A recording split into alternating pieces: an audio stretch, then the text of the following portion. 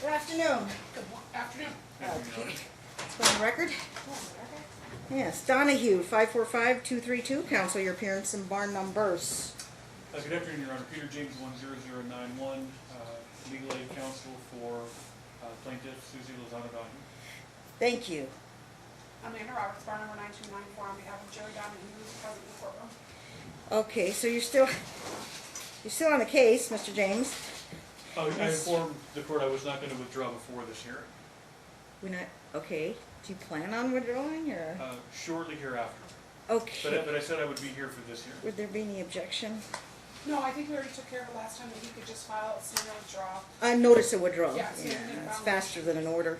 Okay, and you're confirming as counsel? Yes, Your Honor. I've done Retain from Yes. Mr. Donohue?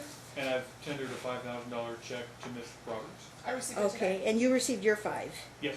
Okay, very good. And your fees were pursuant to Miller versus Wilfong Yes, Your Honor. as a pro bono attorney. Okay.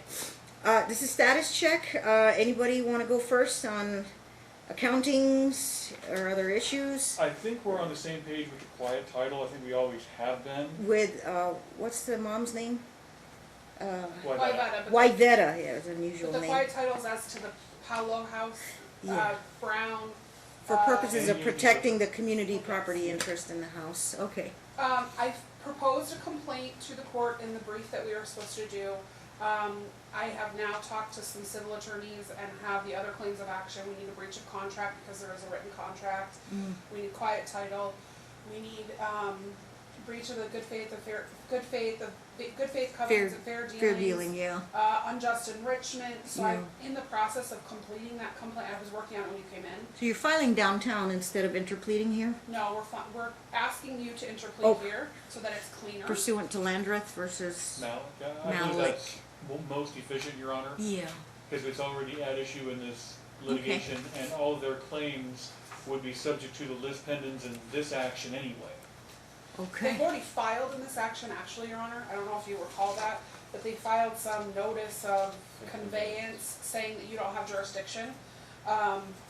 Back approximately a year ago is the recollection when I It wasn't a filed. motion, it was just a notice? Yes. Yeah, okay. And by filing in the case, they would submit themselves to the jurisdiction of this court.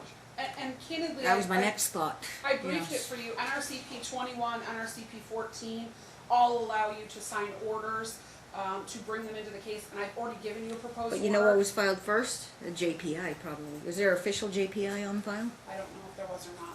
Okay. I'd have to take a look. But the lis pendens was, and anything done was subject to lis pendens, and in fact, That came first. Rogers himself is the one who was served the lis pendens. Yes. Because he was counsel for Mr. Donohue at the time. Okay.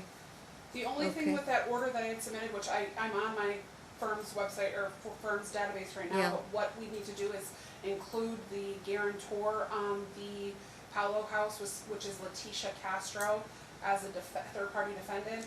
And if we did that today, you could sign off on that order. She and then that guaranteed will the allow- mortgage on the house? Correct, she Okay. agreed to pay the $190,000 purchase price on the home. Do you need a formal motion on that? It does not require a formal motion. I did a lot of Sua research on it. sponte, the court can add a party? I briefed it. Here, I'll give you the law so that it's clear for the record. Okay. Um, Mandatory joinder? Pursuant to NRCP 21, a party may join by order of the court on a motion of any party or of its own initiative at any stage in the action and on any such terms as are just. Under 14A and 14B, the parties are within their rights to do it because the claims that are being made by the third-party defendants would leave this court without jurisdiction to resolve the issues of potentially community property or stolen separate property. Would it be, well, would it be cleaner to add her when you're adding the others on the civil Yes. action? Yes, You will name her then as a defendant, yes. and then it'll be properly served under Rule 4. Yes, you Okay. have to do a summons for them as well as include the Yes. complaint. So I can I can email the order to your staff today, and potentially we could get that portion signed. Then it wouldn't be a sua sponte order, it would be, I mean, I could do one or the other, but I will just take, I wouldn't be a sua sponte order, it would be Amanda Roberts advising the court she is filing a civil action complaint in this case. Concurrent jurisdiction, family court is a civil court, and she will name the appropriate defendants. And I imagine the Okay. order can be served along with the complaint and summons. Right. Which order? The order that Your Honor will be signing pursuant to the rules that council just stated. Okay. And will you be submitting an order? I actually have it out. Can I email it to your law clerk, Your Honor, and we can have it signed today? Is that possible? You have it now? Yes, it's on Can my you computer. email it to Erica right now? Yes. We'll print it and then we'll sign it. Will you give me that email address, Erica? Yes, it's CARREONE@clarkcountycourts.us.